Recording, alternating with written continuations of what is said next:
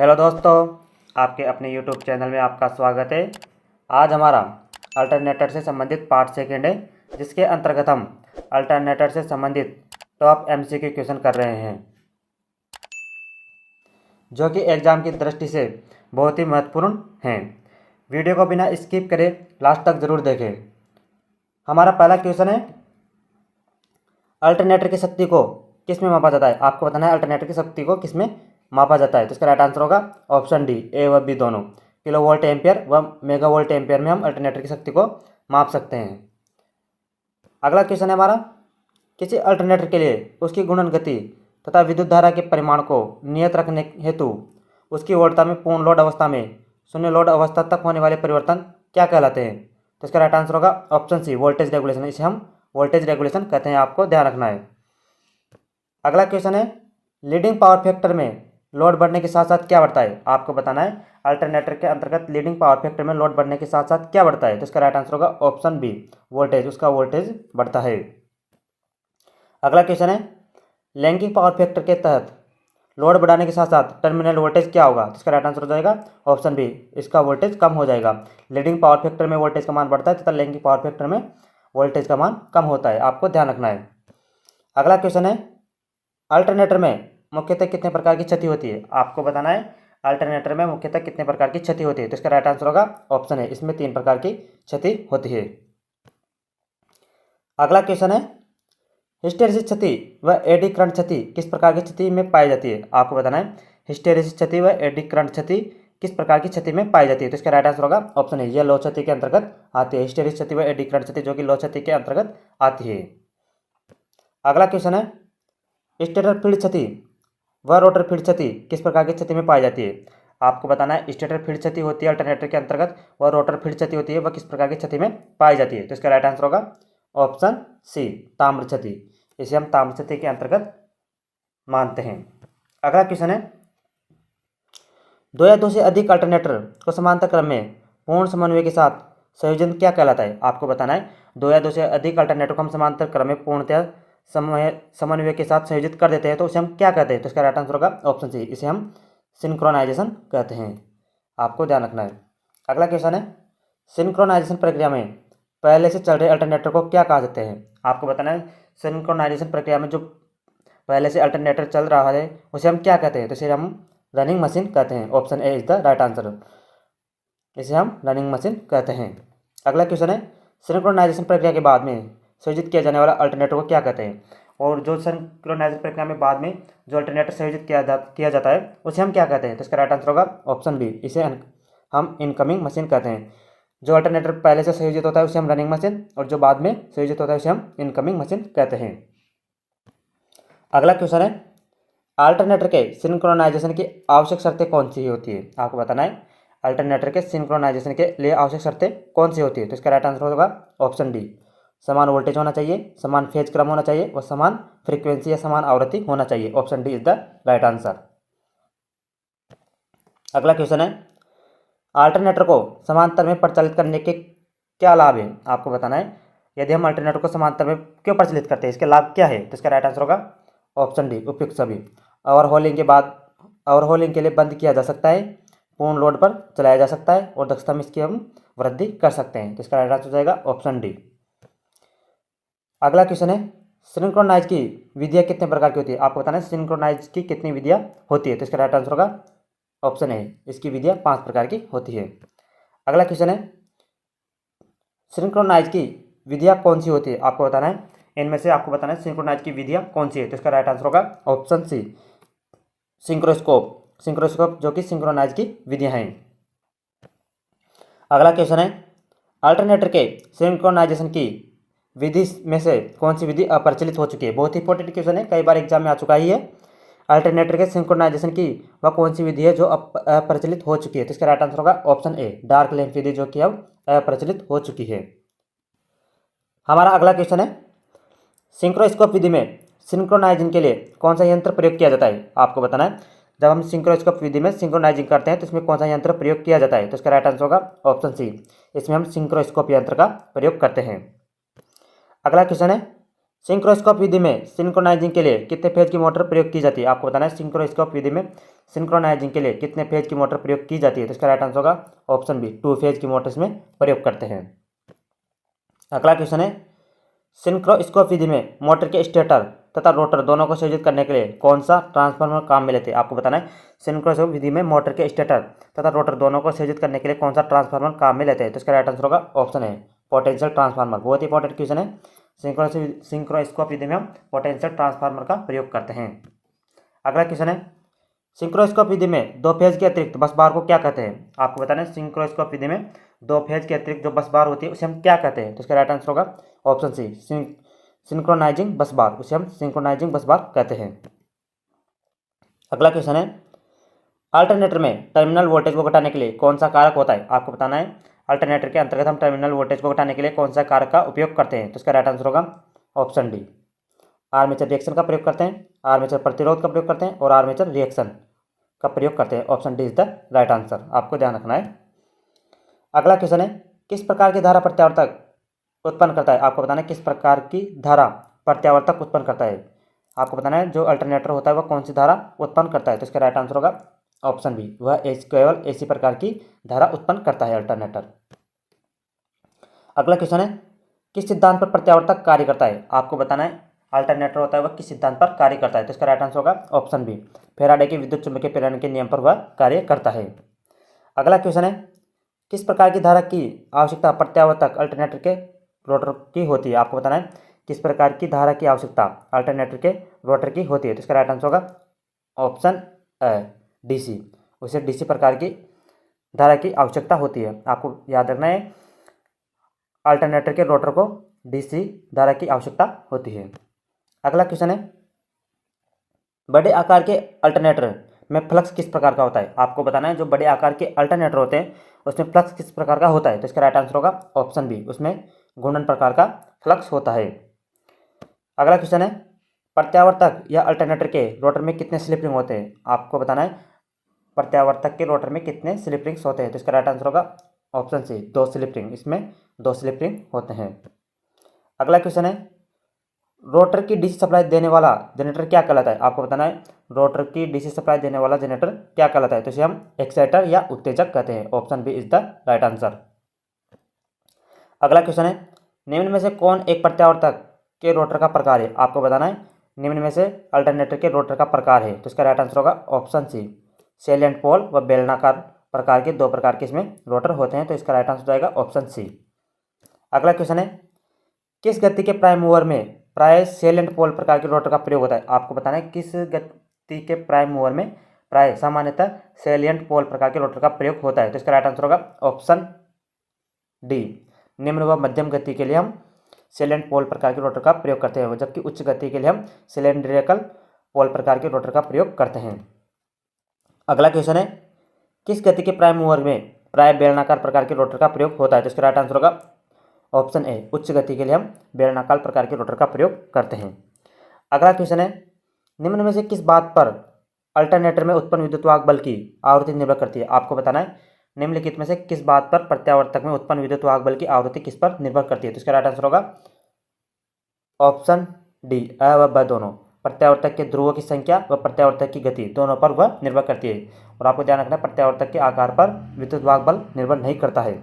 अगला क्वेश्चन है हमारा, 1500 आरपीएम पर चल रहा एक अल्टरनेटर 50 हर्ट्ज पर वोल्टेज उत्पन्न करता है, तो प्रत्यावर्तक में पोलों की संख्या ज्ञात कीजिए। तो इसका राइट आंसर होगा ऑप्शन डी, 4 पोल। आपको ध्यान रखना है, सूत्र याद रखना है। पोलों की संख्या ज्ञात करने का हमारा सूत्र है 120 × F/N। तो इससे हम पोल की संख्या ज्ञात करेंगे जिससे कि हमारे 4 पोल आ जाएंगे। 50 से काट देंगे 30 बार और 30 से काटेंगे तो 4, इसका 4 राइट आंसर होगा। अगला क्वेश्चन हमारा, 3000 आरपीएम पर चल रहे 2 पोल प्रत्यावर्तक की आवृत्ति होगी। आपको बताना है 3000 आरपीएम पर चल रहे 2 पोल प्रत्यावर्तक की आवृत्ति होगी। तो इसका राइट आंसर होगा ऑप्शन सी, 50 हर्ट्ज। इसको भी हम उसी सूत्र से निकाल लेंगे जिससे कि अपना मान आ जाएगा 50 हर्ट्ज। अगला क्वेश्चन है हमारा, सैलिएंट पोल टाइप रोटर होते हैं। आपको बताना है सैलिएंट पोल टाइप रोटर कैसे होते हैं? तो इसका राइट आंसर होगा सैलिएंट पोल टाइप जो कि व्यास में बड़े होते हैं तथा अक्षीय लंबाई में छोटे होते हैं। Option D is the right answer, व्यास में बड़े तथा अक्षीय लंबाई में छोटे होते हैं। अगला क्वेश्चन है, अगर कोई कुंडली चुंबकीय फ्लक्स के समकोण पर छेदन करे तो किस प्रकार का विद्युत वाहक बल उत्पन्न होगा।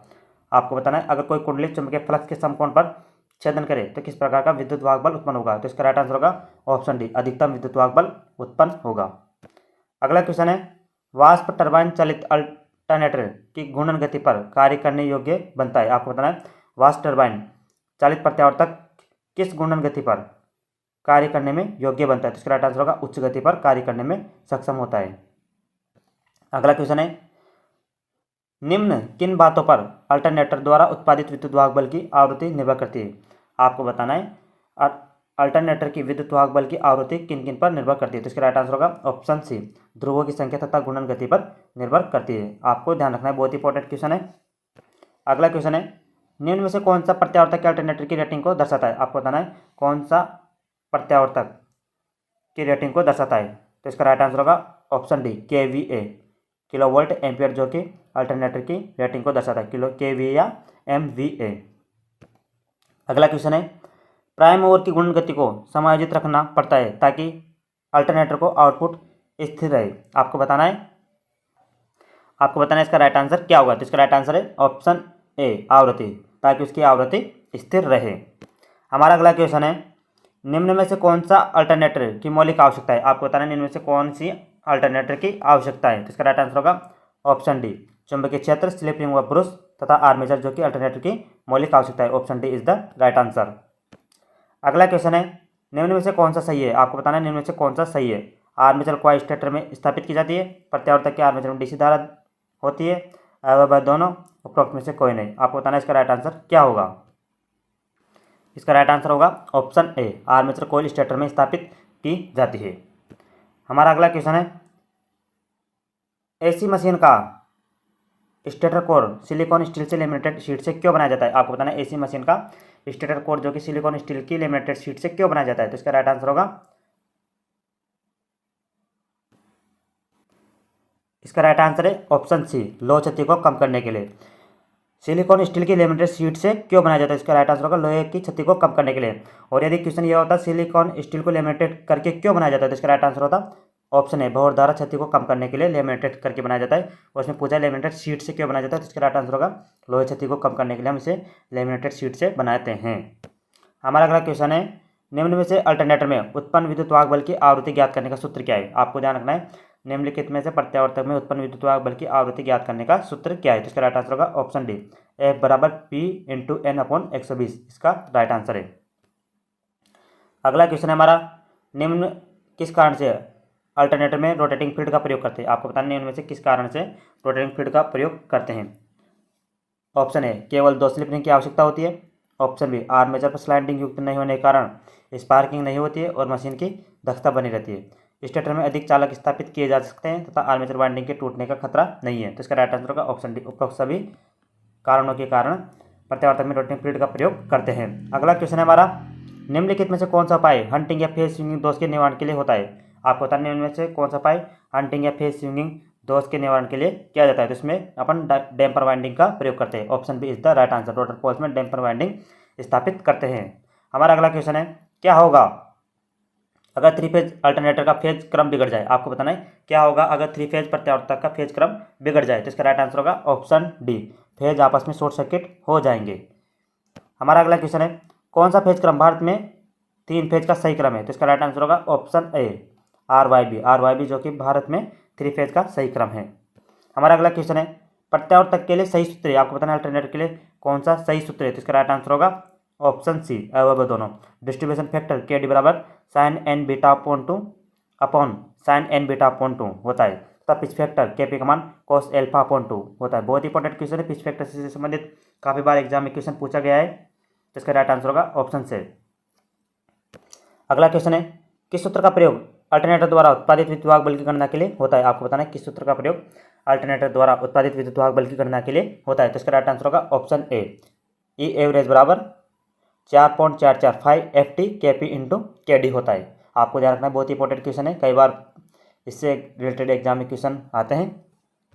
हमारा अगला क्वेश्चन है, क्या कारण है कि जल विद्युत प्रत्यावर्तक की तुलना में टर्बो अल्टरनेटर के रोटर का व्यास छोटा होता है। तो इसका राइट आंसर होगा, उच्च घूर्णन गति करने के लिए इसका रोटर का व्यास छोटा होता है। Option A is the right answer. हमारा अगला क्वेश्चन है, किस सूत्र द्वारा अल्टरनेटर का वोल्टता नियमन ज्ञात होता है? आपको बताना है किस सूत्र के द्वारा हम अल्टरनेटर का वोल्टता नियमन ज्ञात कर सकते हैं। तो इसका राइट आंसर है ऑप्शन ए, वी आर बराबर V N L minus V F L upon V F L into 100। तो इसका राइट आंसर होगा ऑप्शन ए।